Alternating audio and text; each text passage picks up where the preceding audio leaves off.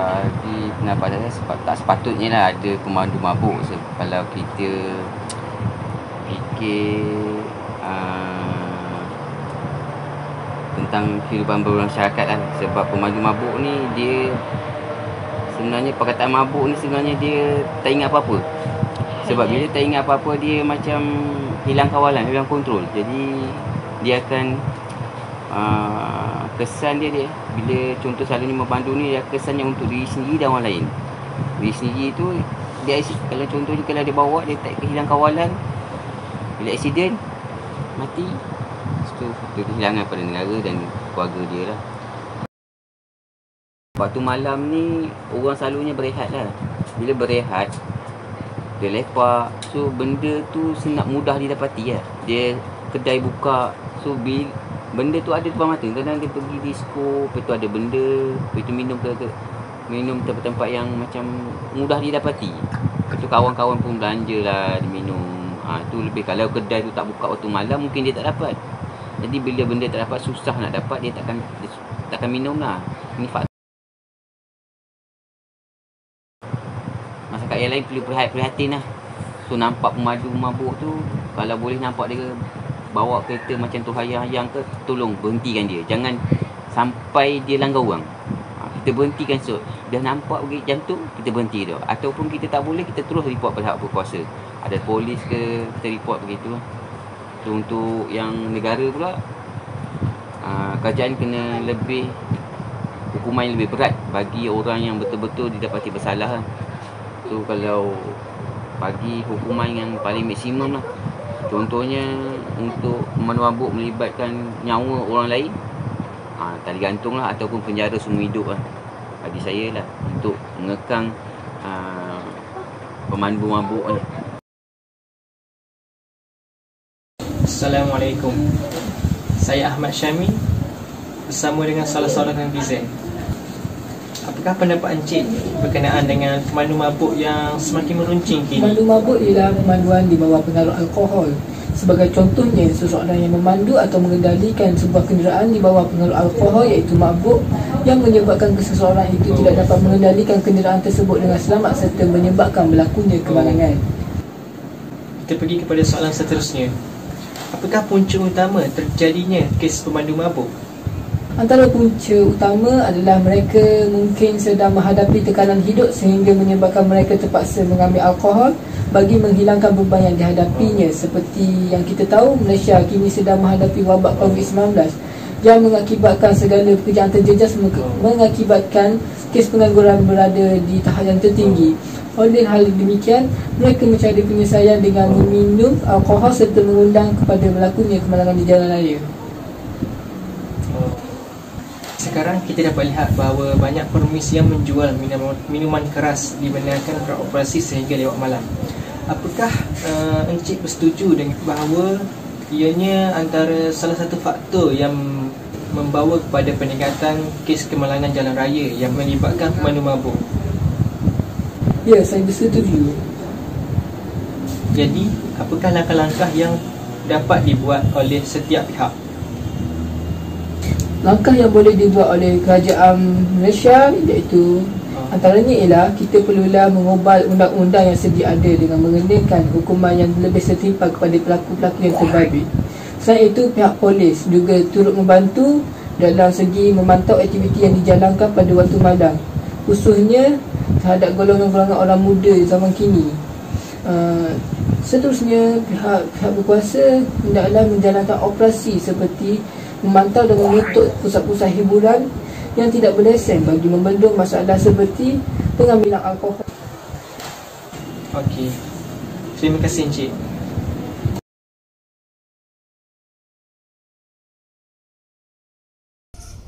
Seperti mana yang kita tahu, isu kemalangan melibatkan pemandu mabuk kian meningkat pada hari ini.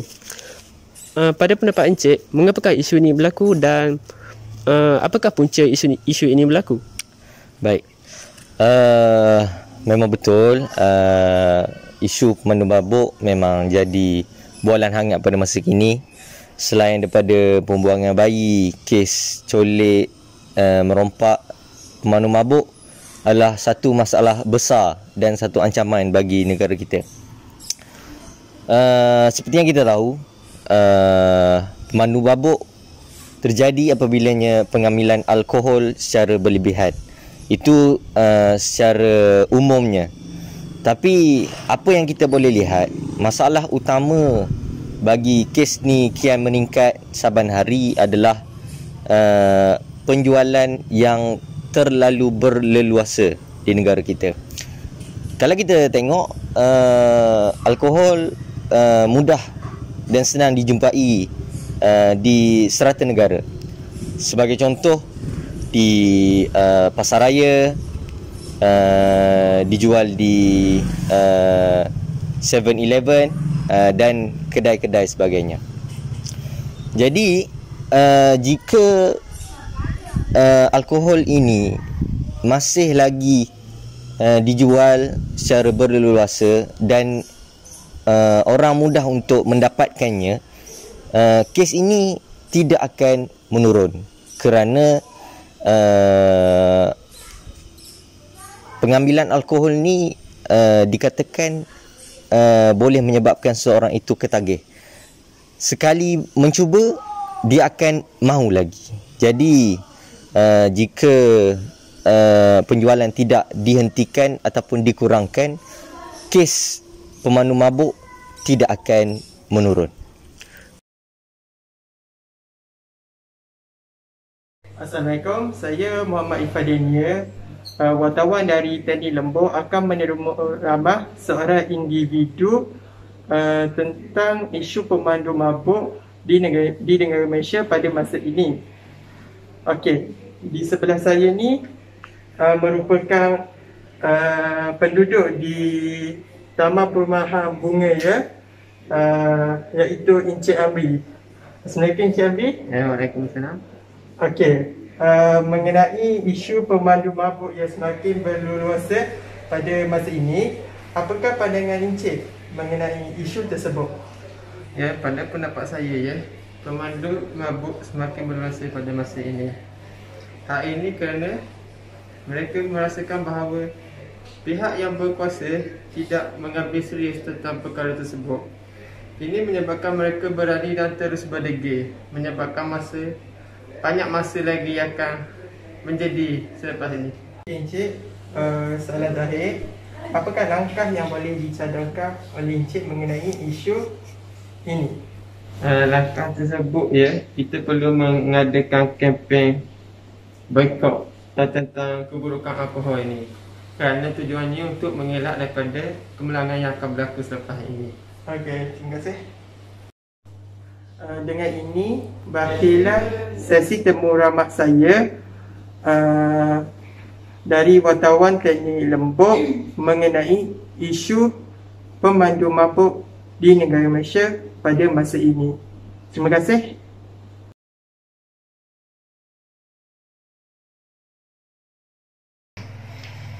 Apa pendapat Encik tentang pemandu mabuk di atas jalan raya? I think drunk drivers are a problem in our society. They can cause a lot of problems such as accidents or jams in the traffic. Apa pendapat Encik tentang punca utama yang menyebabkan kes pemandu mabuk? I think the main reasons are stress from work or family. Because they have stress from work, they have to relieve their stress from drinking alcohol or consuming alcohol. Thank you, sir, for your precious time. Pemandu mabuk. Okey, Assalamualaikum, Cik. Terima kasih kerana berkesempatan untuk meluangkan masa bersama saya pada malam ini untuk membincangkan isu tentang pemandu mabuk yang sering kali kita dengar di depan-depan muka-muka akhbar, di media sosial pada masa sejak kebelakangan ini kan. Okey.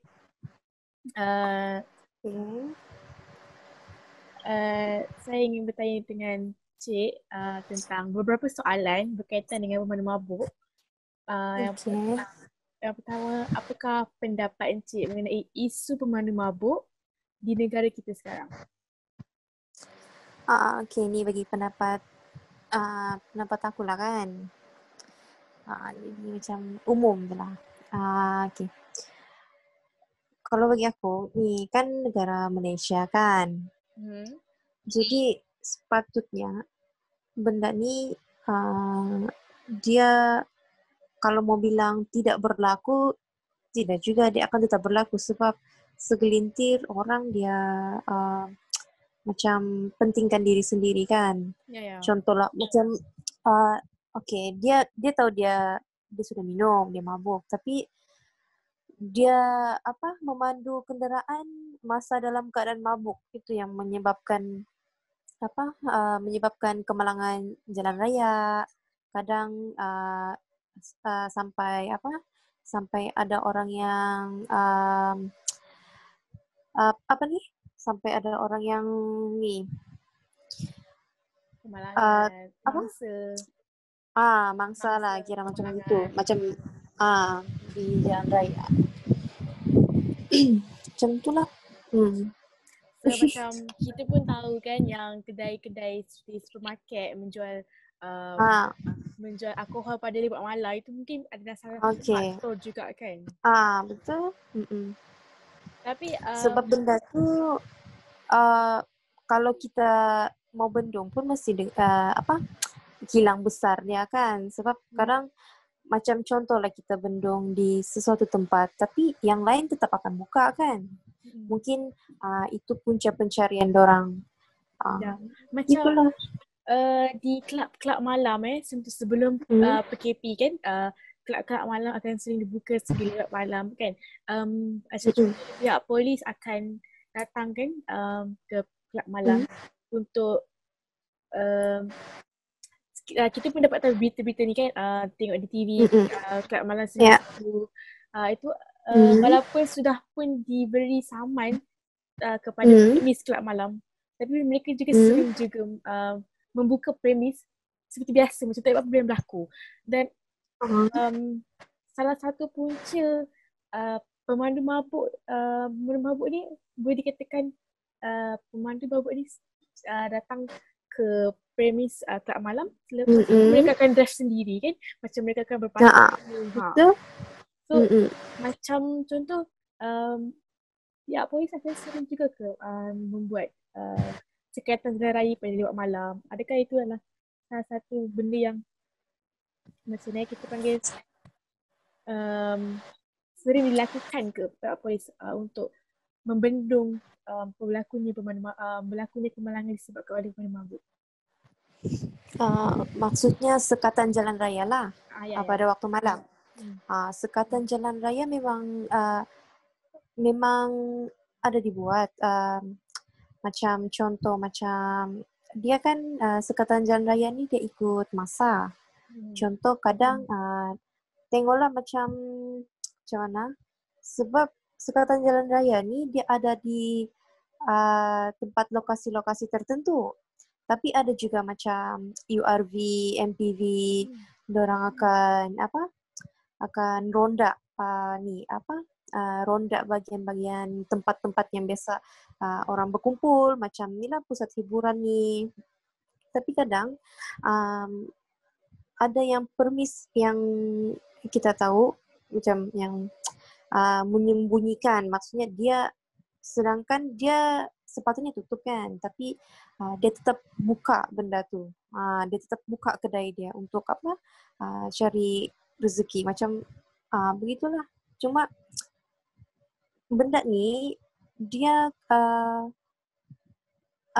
di luar jangkaan. Macam contohlah contoh macam macam PKPB lah kan. Sebelum ni, macam contoh sebelum ni yang COVID tu tahun lalu bulan 3 kan. Bulan 3 sepatutnya orang duduk dekat rumah kan. Tapi ada sesetengah orang dia keluar pergi minum-minum, pergi kelab malam, walaupun benda tu sepatutnya tidak perlu dilakukan oleh masyarakat. Sebab kita kan masa tu PKPB. Macam tu. Dia macam apa macam mana? Nak cakap benda tu sepatutnya tidak berlaku. Cuma mungkin di kawasan-kawasan yang macam tersembunyi lah. Macam tu. Mungkin juga macam tu. Macam apa pandangan Cik tentang mangsa, apa yang akan berlaku kepada keluarga mangsa? Adakah mereka mendapat nasib pembelaan diri? Macam contohnya kita tengok berita, kebanyakannya suspek yang kita panggil suspek kan, suspek yang yang bermabuk mabuk ni, mereka punya kesalahan tu macam dorang punya apa kita panggil, dorang punya dia macam berat kan sebab dorang melibatkan ada yang mangsa sampai yang meninggal macam tu macam tu maksudnya hukuman tidak berat macam sedangkan keluarga mangsa mereka terpaksa keluarga mangsa ada yang mangsa tu ada yang sampai meninggal, so macam betul, hukuman pada suspek tidak berat, macam tidak berat macam tu. Apa pandangan? Dia hukuman ni dia tergantung kepada kesalahan. Satu ni macam kesalahan pemandu mabuk ni, mungkin dia akan dijatuhkan kepada akta jalan raya sebab memandu dalam keadaan mabuk. Lepas tu dia akan tengok pula suspek ni dia dia macam contoh, dia kesalahan dia satu, dia memandu dalam keadaan mabuk kan. Kemudian hingga melibatkan kematian. Macam tu. Dia kesalahan yang mengakibatkan kematian ni dia akan di compound ataupun dipenjarakan. Begitulah. Cuma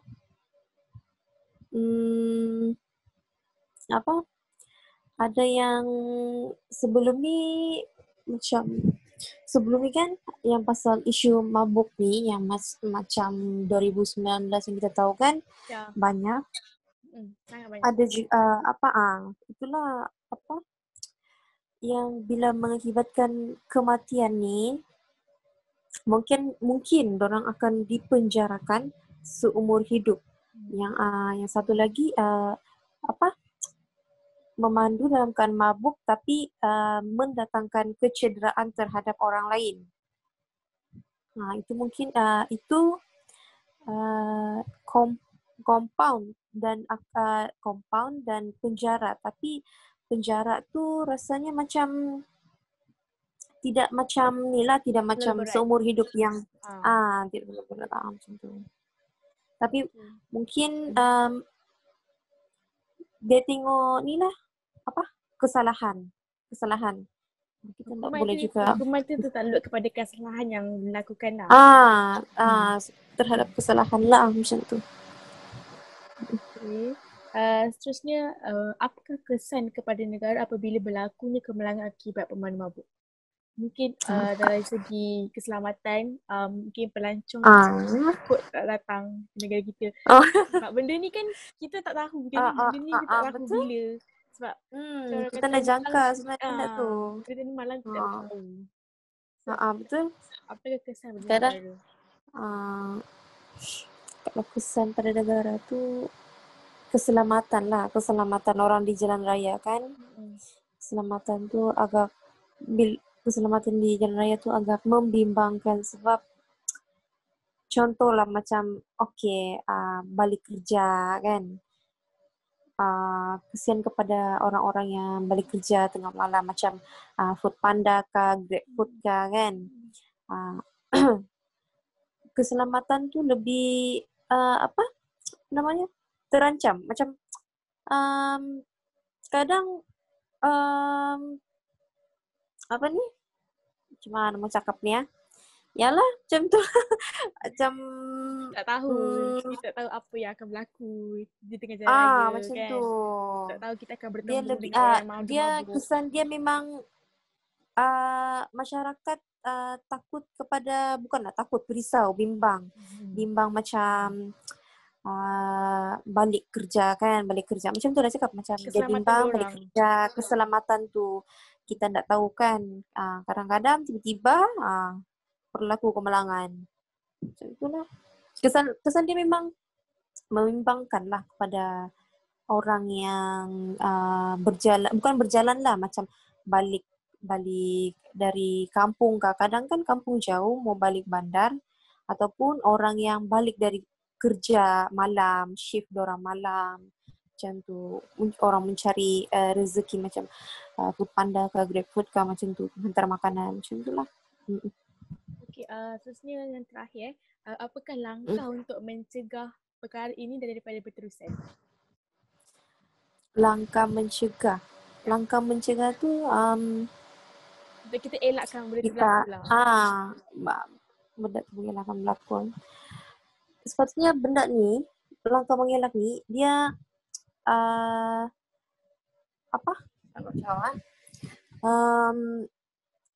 pesan lah, apa maksudnya, mengingatikan benda tu sepatutnya antara manusia pun, macam berhadis pula. Kira antara masyarakat lah kan. Macam contoh lah, langkah ni sepatutnya, benda ni sepatutnya tidak berlaku lah kan, sebab biarlah kadang melibatkan mangsa, melibatkan hingga mengakibatkan kematian. Langkahnya berhati-hati sajalah, berhati-hati. Gitulah. Macam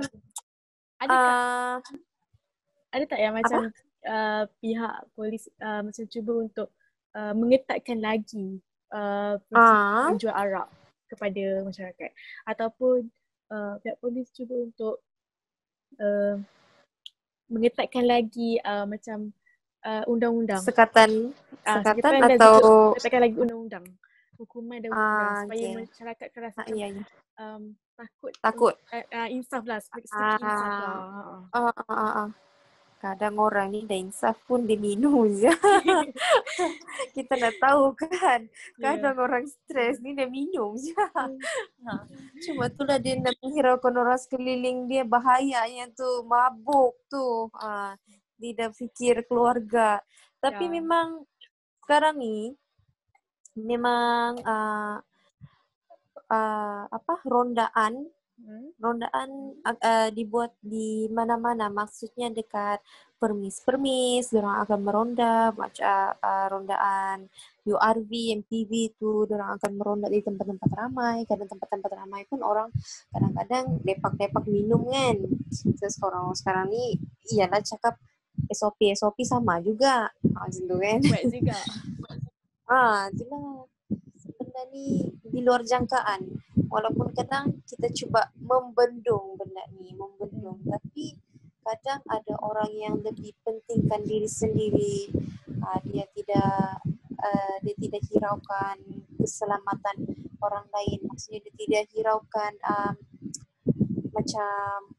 bukan macam pandangan, dia tidak hiraukan fikiran orang lain. Contoh kalau bagi macam kita kan, kita cakap benda ni sepatutnya tidak boleh berlaku. Macam tu, mabuk, tak boleh memandu masa mabuk. Tapi ialah segelintir orang ni dia bukan peduli, dia tidak indahkan pun benda tu. Macam undang-undang tentang kita sebenarnya dilarang kan membawa kenderaan walaupun sederhana kenderaan mabuk. Tapi undang-undang tu telah pun diiktirafkan, telah pun nyatakan pada satu kategori dahulu kan. So macam mana kita nak bangkitkan balik benda tu supaya orang-orang ni insaf sebenarnya. Benda ni sebenarnya kita nak drive waktu mabuk sebenarnya adalah salah. Jadi kita nak tegaskan benda tu sebenarnya dekat masyarakat. Caranya lah, macam cara untuk menegaskan lagi. Bagi mereka betul-betul faham sebenarnya dalam undang-undang jalan raya tidak dibenarkan memandu sambil mabuk. Dalam keadaan mabuk.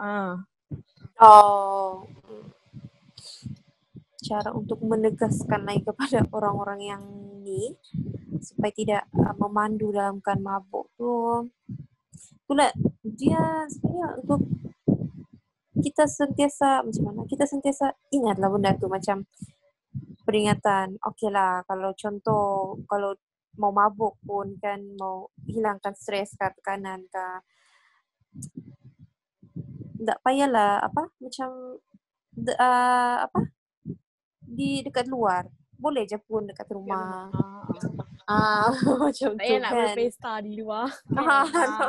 Pesta. Lagipun banyak ya penyakit di luar sana. Sekarang ni pun pun meningkat penyakit sekarang COVID.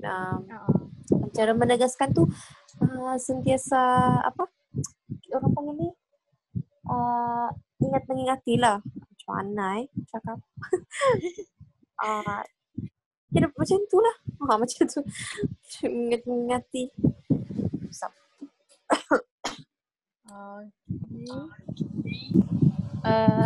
Saya rasa tak ada soalan Ada lagi? Tak ada dah.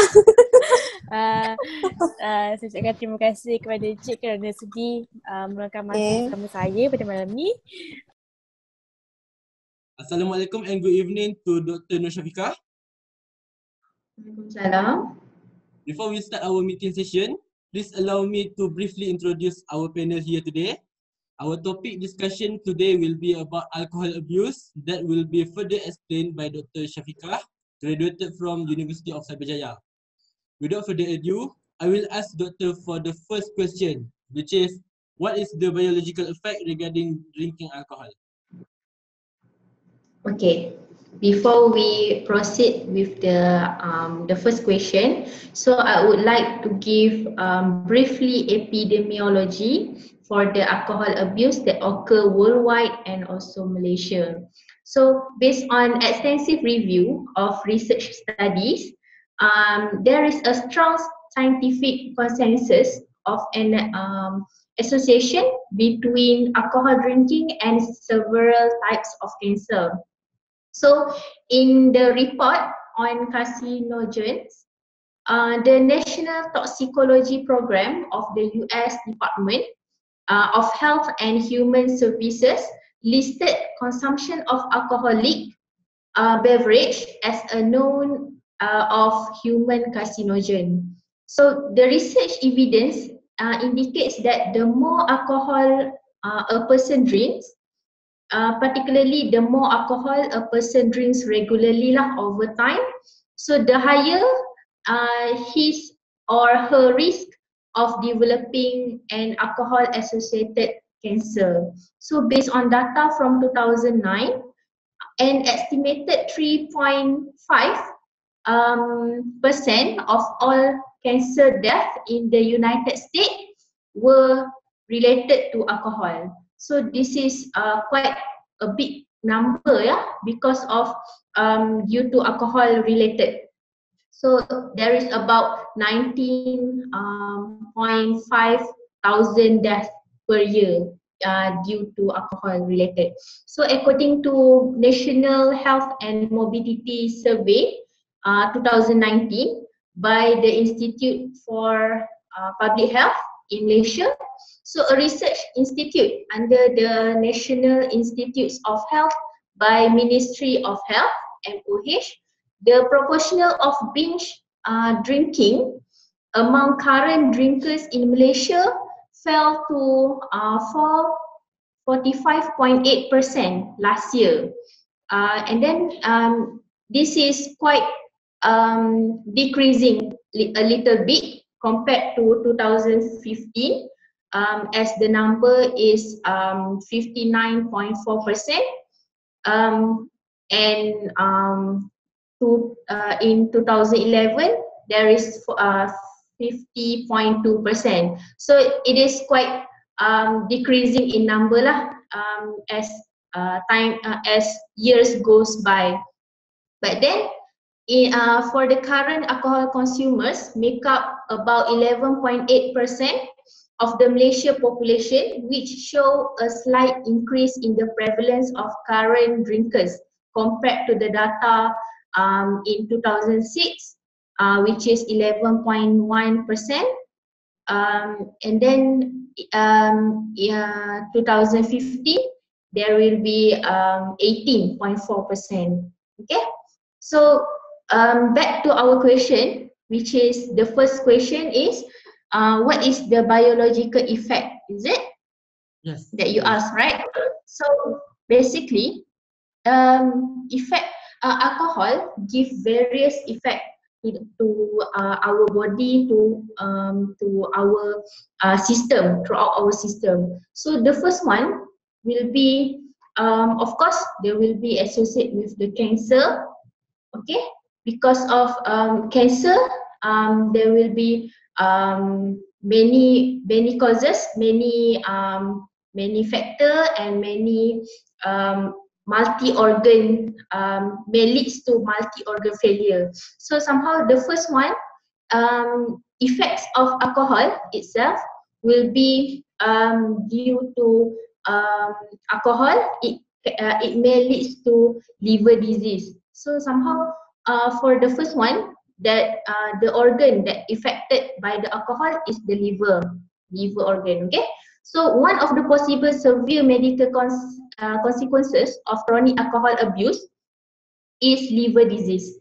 So over time, with consistent alcohol abuse, the liver may become inflamed, and then and consistent because of alcohol abuse. So somehow it may lead to scarring, or in medical term we call it alcohol fatty liver. Okay, alcohol fatty liver, or liver cirrhosis because of the scarring. So somehow this fibrosis or cirrhosis of the liver, or any somehow may associated with viral infection, which is we call hepatitis.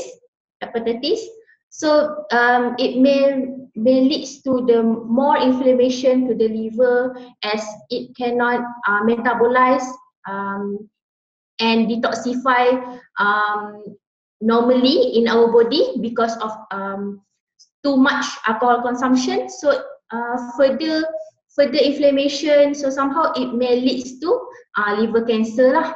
Okay, the first organ is liver. So the second organ system that may affected is digestive system. So somehow alcohol can wear down the lining of the stomach and increase the production of stomach acid, which can contribute to ulcer. So somehow alcohol may also alter nutrition breakdown, absorption, transportation, storage, and also excretion, leading to nutrient deficiencies, and also trouble in getting fully nutrition. So for example, in the case of thiamine deficiency, vitamin or protein thiamine deficiency, it is common in alcohol abuse that may lead to serious neurological issues. So somehow alcohol may also impact the blood sugar control. So somehow it may associate with pancreas failure jugalah, pancreas failure. So somehow pancreas it may also affected because of alcohol carcinogen, is it? It is prone to get the pancreatic production of produce harmful substance, so which may lead to pancreatitis. So inflammation of the organ like pancreatitis, hepatitis, stomatitis, it may further impact the digestion. So somehow many organ failure, many complication may occur. Okay, so there is so many organs failure also, which may lead to cancer because of alcohol consumption. But then I think there is these three organ, digestive system, central nervous system, and also our cardiovascular system, which is our heart that pumping the blood throughout the body. So somehow cardiovascular system also may affected because of consuming too much of alcohol. May leads to high BP, high blood pressure, irregular heartbeat, we call in medical term arrhythmia, and then trouble pumping blood throughout the body because of heart muscle weaken, unable to pump effectively the blood throughout our body, and then our coagulation profile or blood clots tend to get easily because of viscosity of the blood. So somehow it may lead to blood clot, and then this blood clot may easily disrupt or obstruct the narrowing vessel.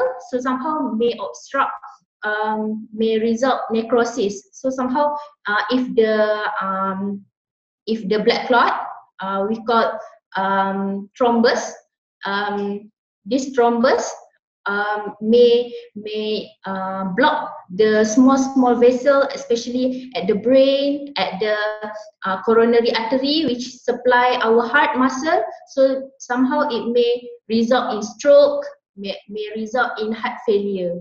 Okay, because of alcohol consumption. So I think that's somehow summarize the whole organ system failure because of alcohol consumption. Okay. So I have a second question. Does drinking alcohol affect long-term and short-term ailment? Okay. Back to our question. Does the alcohol affect both short terms and long terms? That's the question, right? So, okay, of course, drink consumption of the alcohol itself, it may further disrupt our daily activity, our functionality, our psychological function. So somehow it may give rise to may divide into short terms effect of alcohol and also long term. So for the short term, what is the short term effect of the alcohol?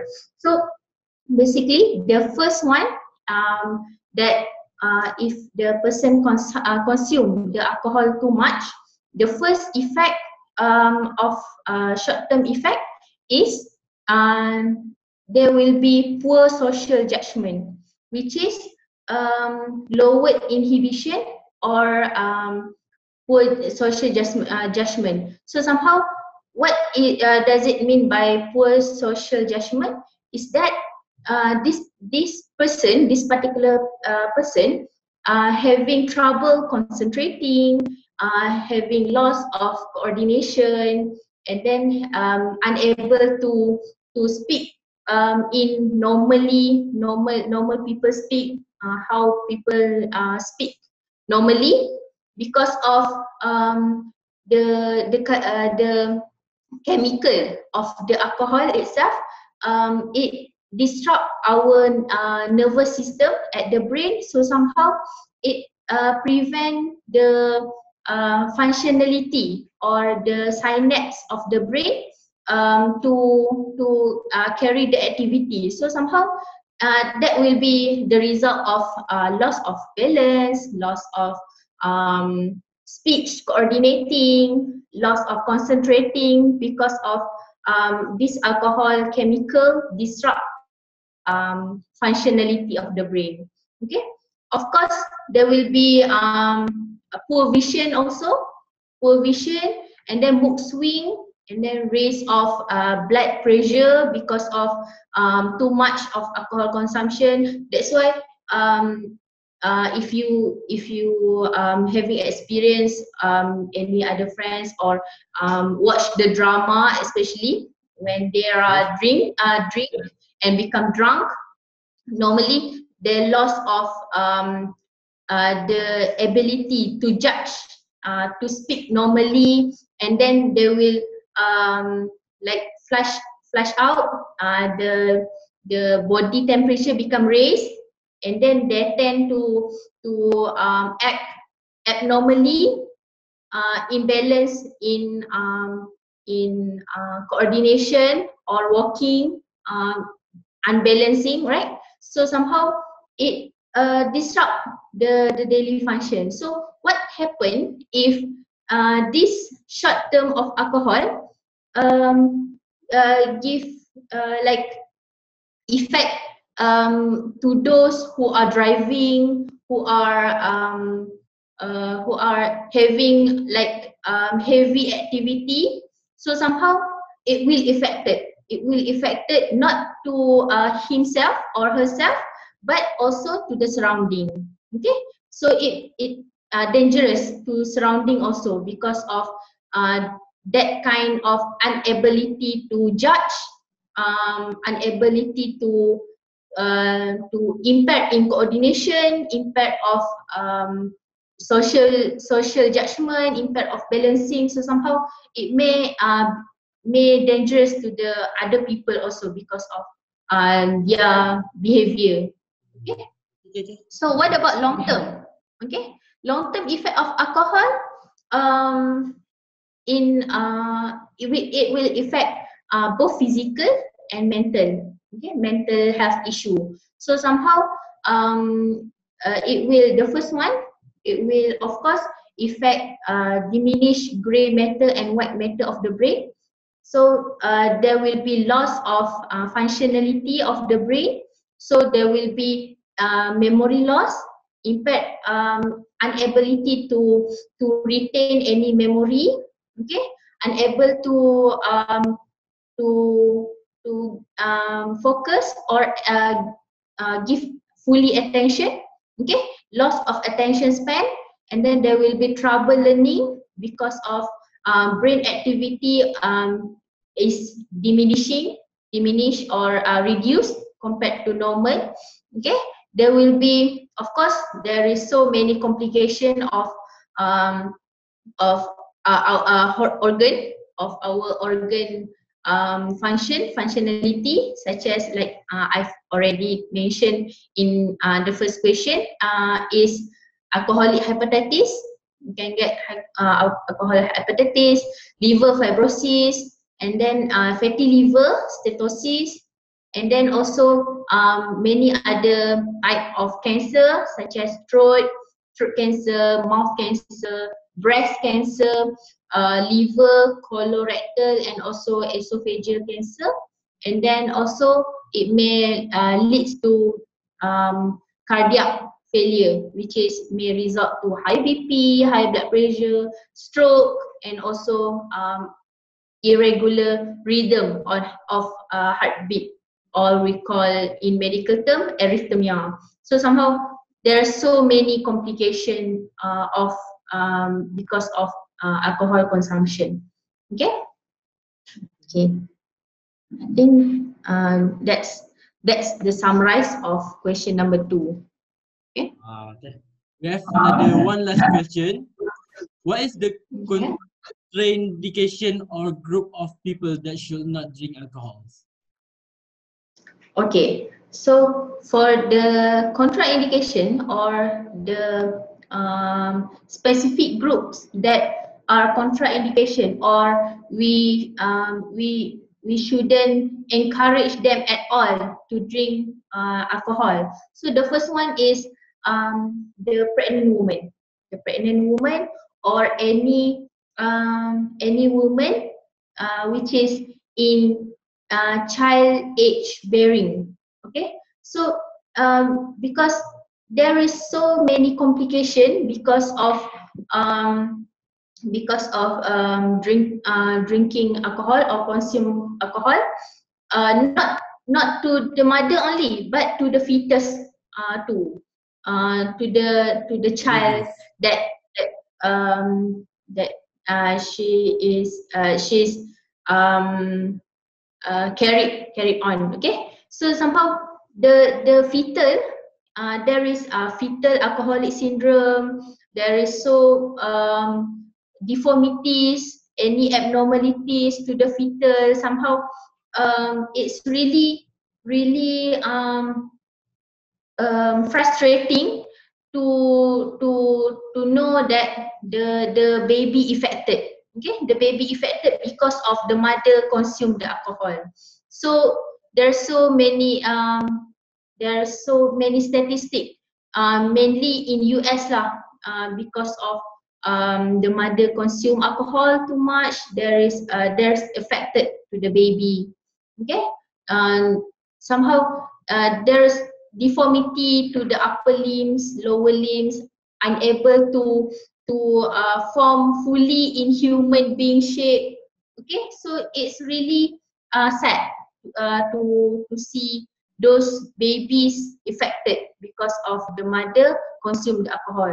Okay, that's the first group that are contraindication to or we shouldn't like encourage them at all to drink the alcohol. Okay, the second one is of course under legal age of drinking, because of they are still unable to think naturally. So somehow if anything happen, this kind of age group is like under juvenile section lah, under juvenile law of section. So somehow this age group is like because they are the first thing is they are unable to think maturely enough. So when they consume the alcohol, so somehow the alcohol may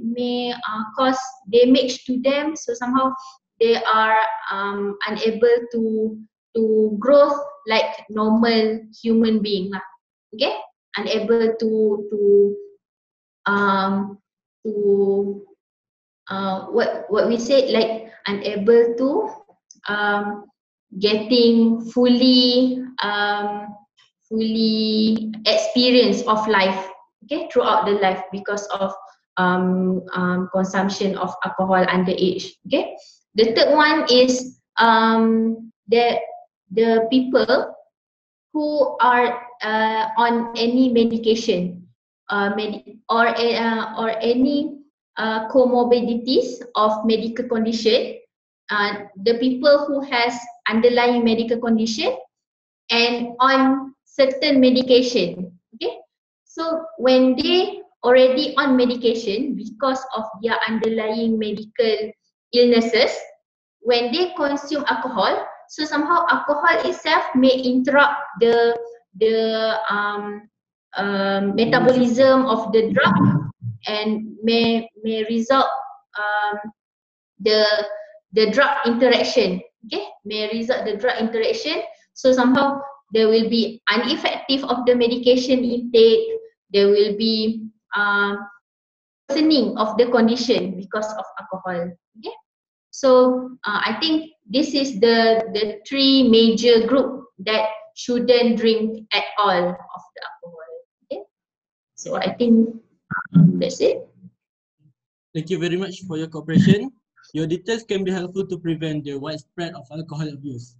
We have reached the end of our meeting session. I think we have covered everything on the list. I guess that will be all for today. Thank you. Okay, thank you. Selamat siang tuan-puan, saya Ruben Anaki Saruni, student dari Universiti Malaysia Pahang.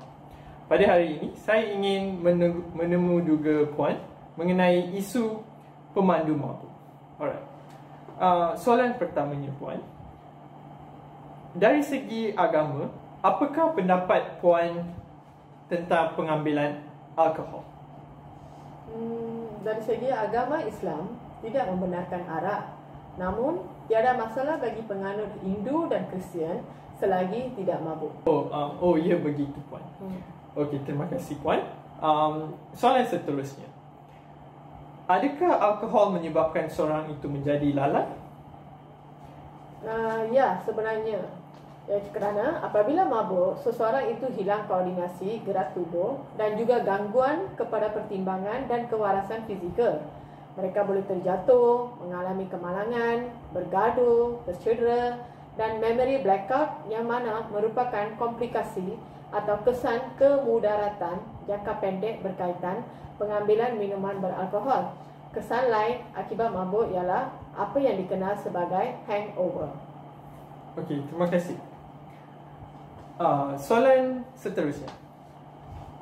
Apakah cara yang boleh dilakukan untuk mencegah masyarakat daripada mengambil barangan terlarang seperti alkohol? Sebenarnya mereka mengambil alkohol atas beberapa alasan. Salah satunya ialah mereka ingin mengambil alkohol sebagai hiburan ataupun untuk menangani stres dan masalah yang dihadapi. Tapi sebenarnya kita boleh menghindari alkohol dengan mengamalkan gaya hidup yang sihat dan jauhi dari rakan yang mengambil alkohol. Dan kita isikan masa sepenuhnya iaitu mengambil bahagian dalam sukan atau mulakan satu program atau hobi iaitu mengambil bahagian dalam aktiviti sosial yang berfaedah seperti prosta dan rakan muda. Okay? Dan juga jangan menerima pelawaan untuk mencuba alkohol walaupun untuk sekali sahaja. Sebab bila mereka mencuba untuk sekali pertama kali, keinginan untuk keinginan untuk mencuba seterusnya akan berlaku. Jadi perlawaan itu perlu dihalang pada kali pertama. Dan juga jauhi dari tempat yang menggalakkan pengambilan alkohol seperti bar, kelab malam, disko dan sebagainya. Alright, terima kasih Puan. Dan juga terima kasih untuk meluangkan masa pada hari ini. Terima kasih.